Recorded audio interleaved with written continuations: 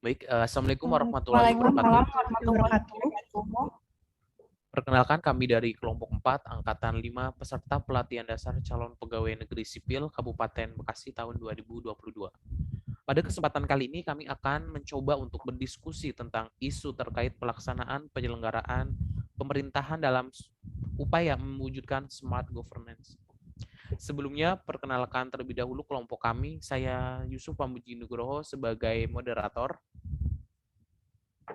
Saya Alia Tricahya sebagai anggota kelompok. Saya Devi Trisnasari sebagai anggota kelompok. Saya Lili Anatussalia sebagai anggota kelompok. Baik, terima kasih semuanya. Untuk menyingkat waktu, marilah kita langsung mulai untuk kita berdiskusi ya bersama-sama ya. Ya. Sebelumnya, apakah semua teman-teman sudah tahu apa itu smart governance? Mungkin ada yang sudah tahu, bisa raise hand.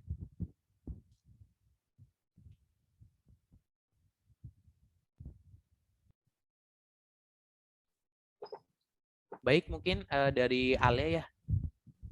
Ya, makasih Mas Yusuf.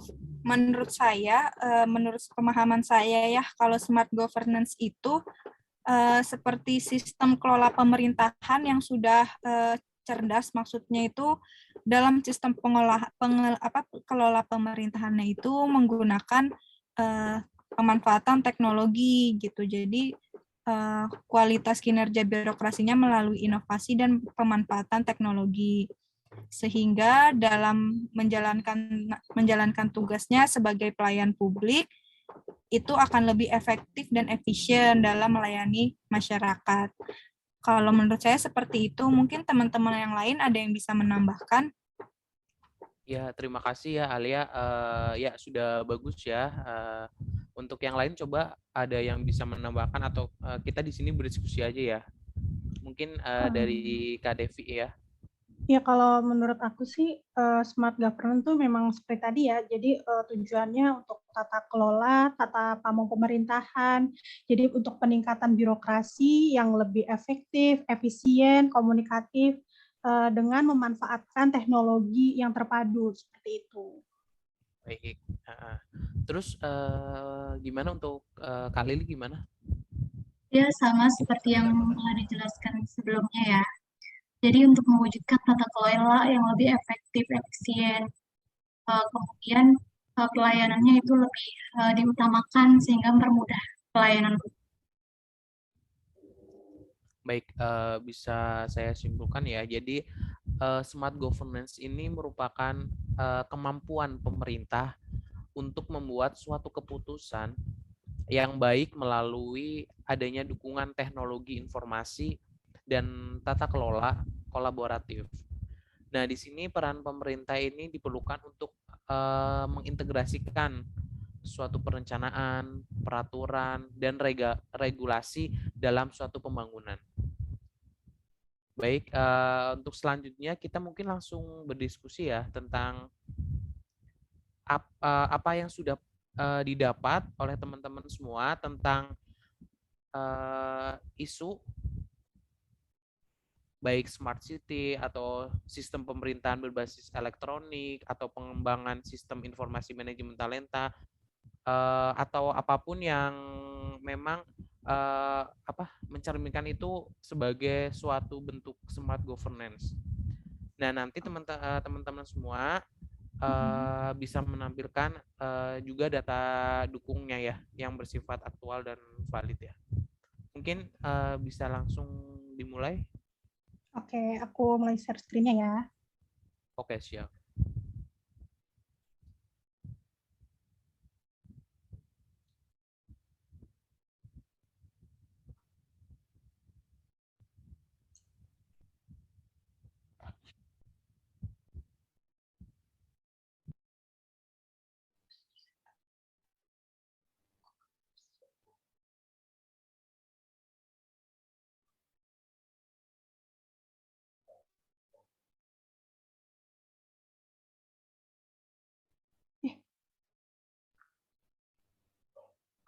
Bentar, nggak bisa. Baik, sebentar ya.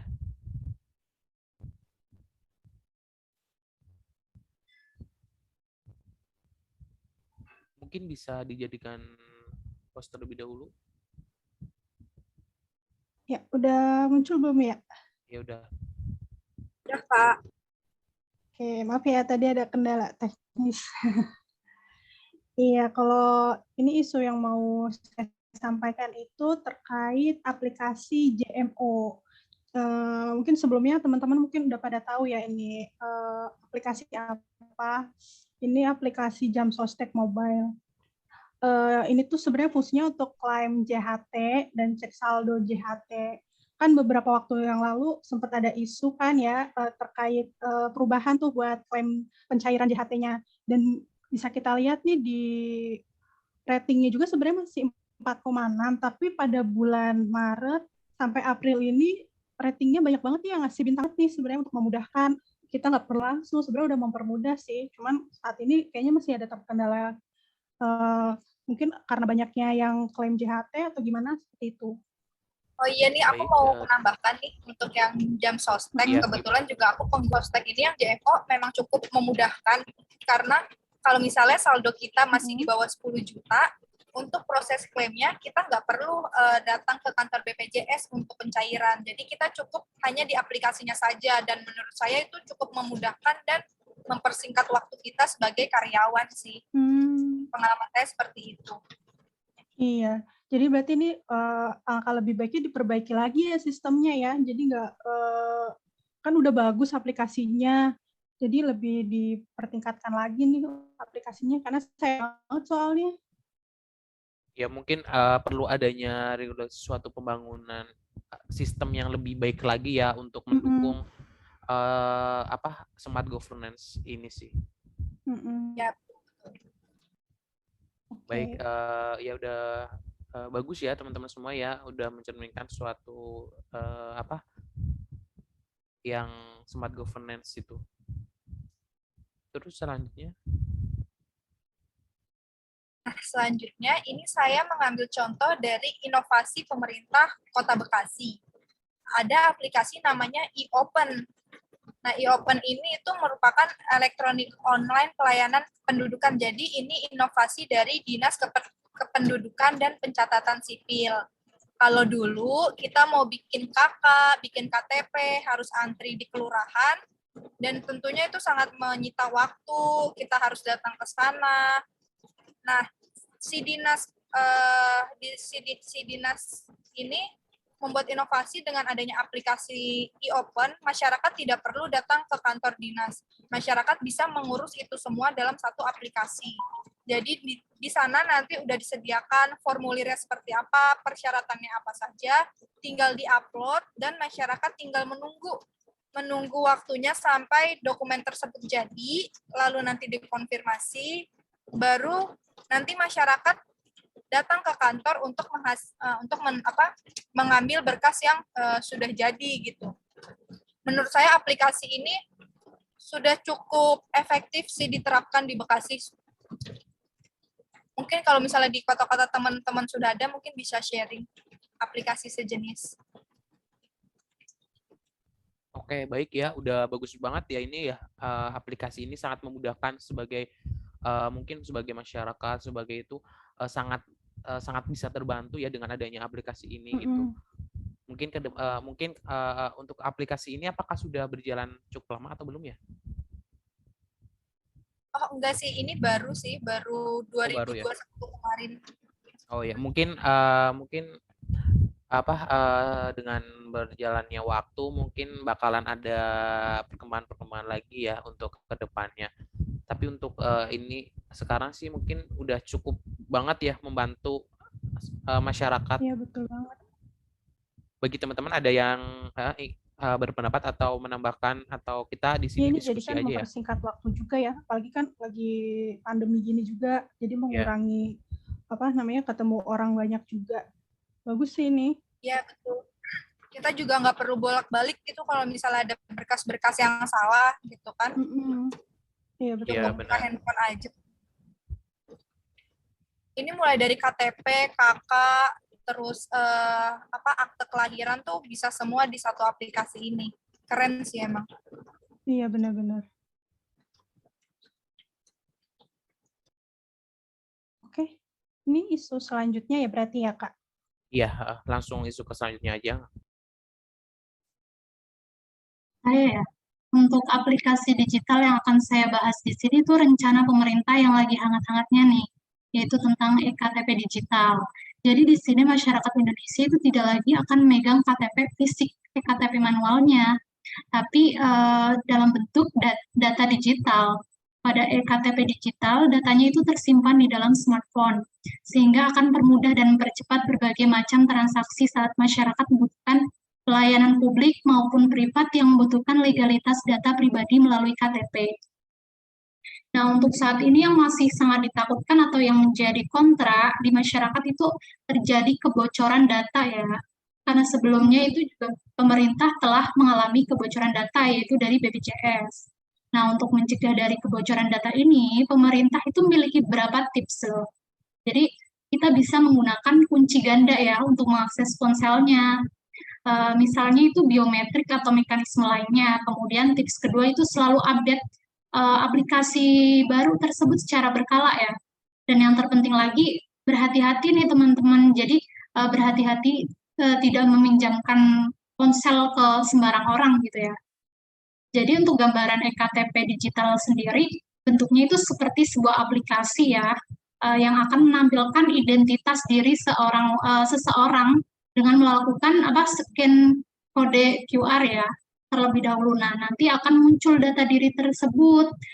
Jadi selain identitas pribadi eKTP juga memuat data lain yang terintegrasi ke dalam NIK seperti KK, kartu vaksin, NPWP, kepemilikan kendaraan dan sebagainya ya. Jadi warga tidak perlu lagi tuh membawa dompet tebal berisi kartu-kartu yang fisik ya.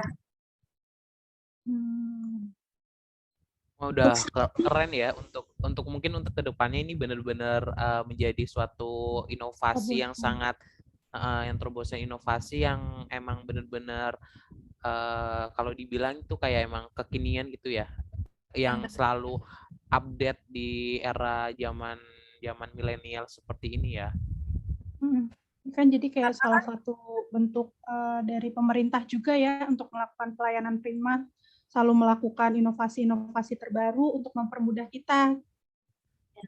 Iya. Ya karena kan KTP kita yang sekarang kan sebenarnya bentuknya udah eKTP kan, maksudnya ada sidik jarinya tuh maksudnya beda kayak KTP lama gitu. Bentuknya udah eKTP dan seumur hidup.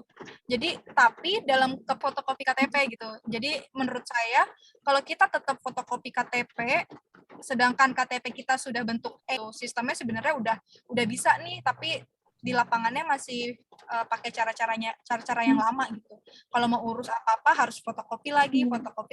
Mungkin dengan adanya aplikasi ini udah nggak perlu tuh yang namanya fotokopi KTP gitu kan. Ya mungkin ini mirip Peduli Lindungi kali ya. Sudah terintegrasi ya dengan misal dengan layanan apa saja itu mungkin harusnya udah terintegrasi nomor KTP kita gitu. Jadi ya benar kayak yang Peduli Lindungi itu. Jadi seandainya kita langsung terlacak gitu loh. Harusnya mungkin eKTP juga mungkin dengan adanya terobosan ini bisa seperti itu ya. Jadi lebih memudahkan emang di pelayanan publik itu, jadi sebagai masyarakat sangat terbantu dengan adanya eKTP ini gitu. Betul, setuju banget Mas Yusuf. Ya, ada yang didiskusikan lagi nggak untuk yang eKTP? Tapi ini kan masih dalam masa percobaan ya, berarti perlunya nanti harus ada sosialisasi juga kan? Karena kan biasanya yang usia-usia di atas 50 atau 60 kan kadang udah nggak terlalu paham, jadi mungkin bisa disosialisasikannya ke caregiver-nya gitu, mungkin ya pendampingnya seperti itu. Jadi itu nanti rencananya pemerintah ada 2 jalur nih. KTP digital yang kita punya smartphone dan yang bagi orang-orang yang tidak memiliki smartphone masih bisa mempertahankan eKTP yang manual. Oh gitu. Oke. Lanjut berarti ya Kak ke isu selanjutnya ya berarti nih. Oke, siap. Oke, di sini ada Signal ya. Ini merupakan suatu aplikasi. Ini masih baru banget ya untuk aplikasi ini. Jadi aplikasi ini merupakan suatu pelayanan pengesahan STNK tahunan, pembayaran pajak kendaraan, bermotor ya, BPKB, terus ada pembayaran sumbangan wajib, dana lalu lintas, angkutan jalan. Nah, secara digital aplikasi ini sudah memanfaatkan pangkalan data atau database kendaraan bermotor yang dimiliki oleh Polri, pangkalan data induk kependudukan yang ada pada Dirjen Dukcapil Kemendagri dan sistem informasi pajak kendaraan bermotor yang dikelola oleh tiap-tiap Bapeda provinsi.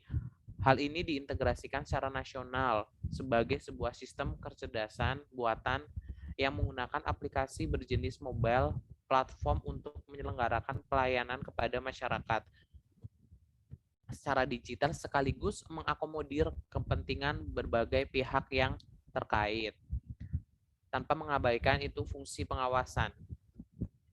Nah, sistem ini pada aplikasi Signal ini memungkinkan untuk dilakukan verifikasi identitas pemilik dengan melakukan pencocokan wajah, pemilikan kendaraan bermotor sesuai dengan KTP elektronik di Kemendagri. Jadi sebelum nanti kalau seandainya udah kita kan nanti download dulu ya di kalau seandainya Android nanti di Play Store, kalau seandainya pakai iOS nanti di App Store gitu.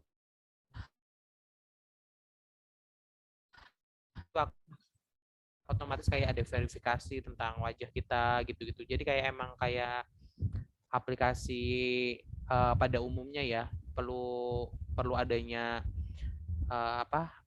verifikasi antara identitas kita dan identitas kita sebenarnya gitu. Nah, menurut saya ini aplikasi sebenarnya ini sangat membantu ya buat masyarakat, apalagi di era milenial ini yang apa-apa serba digital, di mana dengan adanya ini kita tidak perlu repot-repot lagi untuk ke Samsat untuk tidak ada alasan lagi buat nggak ada waktu untuk tidak bayar pajak gitu. Karena sekarang bayar pajak itu bisa online, bisa pakai aplikasi ini gitu. Jadi sangat memudahkan sekali untuk masyarakat lebih rajin untuk tepat dalam membayar pajak gitu. Mungkin dari kekurangannya ini karena masih aplikasi baru ya. Jadi masih perlu adanya berbenah lagi, perbaikan, berbenah lagi untuk meningkatkan menjadi lebih maksimal gitu. Nah, di sini juga ratingnya itu masih kurang ya karena masih ada problem, masih ada error gitu. Nah, mungkin kedepannya dengan adanya aplikasi ini bisa juga untuk membantu sekali ya untuk pelayanan di Samsat gitu. Mungkin teman-teman ada yang ingin menambahkan atau berdiskusi kita? Sebenarnya secara tujuan dan manfaat aplikasinya ya bagus sih, sama seperti yang tadi Mas Yusuf sampaikan ya. Cuman emang sangat disayangkan nih sistem yang dibangun kurang. Saya nggak tahu ya apakah mereka ketika uji coba itu tidak menemukan problem atau seperti apa gitu. Cuman sangat disayangkan sih. Cuman setahu saya untuk e-Samsat tuh juga ada kayak di Tokopedia gitu ya, teman-teman tahu nggak sih? Kayak di Tokopedia itu ada pelayanan e-Samsat online. Waktu itu saya pernah coba. Ya, jadi kita bisa bayar pajak lewat Tokopedia gitu. Iya, mungkin karena karena kayak kerjasama pihak ketiga gitu ya mungkin ya. Kalau ini kan lebih ke emang dari Samsatnya langsung yang membuat suatu inovasi Signal itu yang emang bener-bener kayak mungkin kayak resminya gitu. Mungkin kayak pembayaran lainnya juga kan bisa, kalau kayak yang lain kayak mungkin kayak PLN mungkin kan bisa pembayaran di Alfamart atau di toko-toko lain gitu. Nah, mungkin kayak pajak juga bisa kayak di Tokopedia gitu. Tapi mungkin ini emang yang yang benar-benar dibuat langsung inovasi dari Samsatnya sih. Menurut saya sih ini. Cuma memang ya perlu berbenah lagi ya karena masih banyak kekurangan yang lumayan ya karena emang baru sih gitu sih.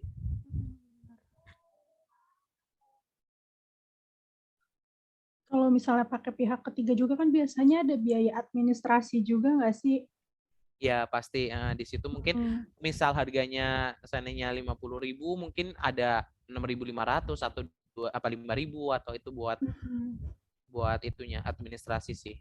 Mungkin kalau pakai yang ini kan seandainya ada pun mungkin bisa digunakan dibayarkannya langsung ke negara gitu ya. Ya, jadi untuk jadi lebih akuntabel, jadi mengurangi apa ya, antara korupsi penyalahgunaan ya. Jadi kita lebih bijak dalam menggunakan memanfaatkan teknologi yang ada juga teknologi yang ada. Jadi jelas ya, maksudnya uang yang masuk tuh jelas kemana dan berapanya ya. Iya betul. Jadi untuk meminimalisir lah namanya itu, untuk meminimalisir terjadinya yang tidak diinginkan ya. Terus ada yang lain?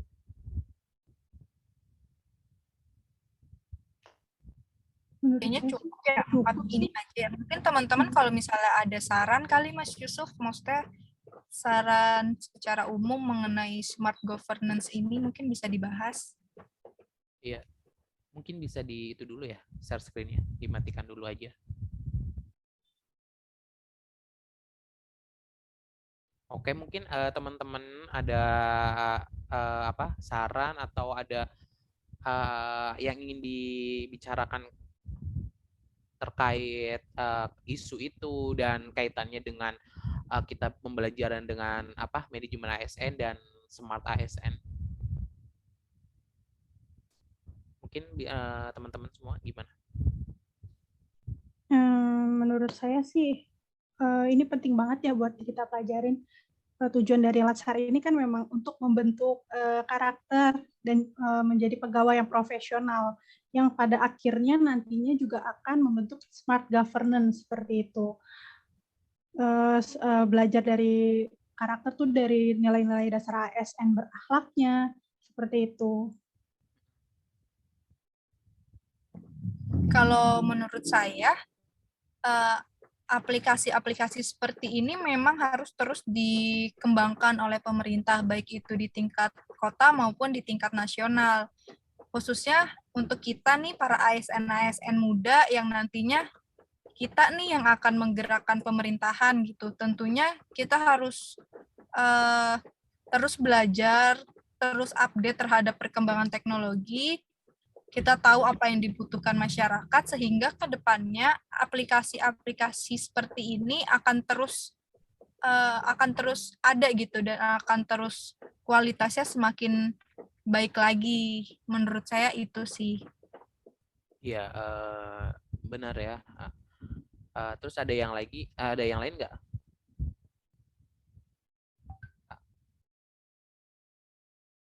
Atau dicukupkan? Oke, mungkin diskusi tentang isu ini mungkin saya cukupkan ya. Jadi bisa saya simpulkan bahwa aplikasi-aplikasi ini merupakan suatu contoh dari adanya perkembangan smart governance. Jadi aplikasi ini mungkin untuk kedepannya agar selalu berbenah, agar selalu